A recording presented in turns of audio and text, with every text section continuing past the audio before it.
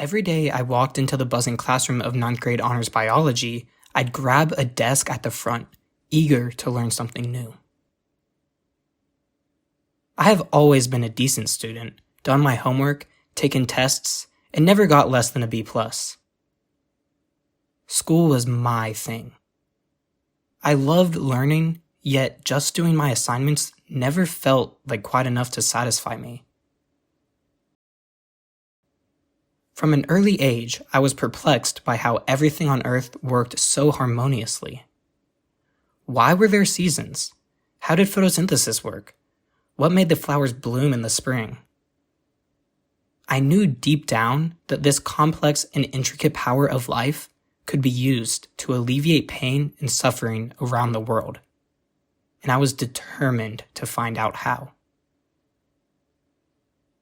For the final exam, I was tasked to team up with a group and devise a project that aimed to genetically modify an organism to solve one of humanity's largest issues. My team banded together and quickly decided that we would focus on environmentalism. We set out to propose a hypothetical solution to the plague of global warming using genetically modified E. coli. When my teacher, Mrs. LaFollette, pitched this final project to the class, I felt the air around me get sucked out of the room. I was entranced. In that moment, the buzz of the room disappeared, and I focused solely on what I heard. Nothing else.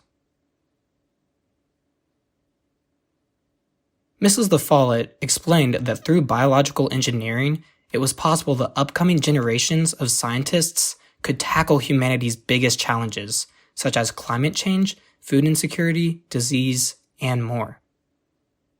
These problems could actually have solutions. My friends and I quickly developed our project and presented it with confidence. We proposed the modification of the genetic makeup of E. coli to be able to photosynthesize in order to absorb more carbon from the atmosphere. Everyone else abandoned their projects after the final exam, but our group of close friends is still working on ours 2.5 years later. Mrs. LaFollette's words changed everything for me.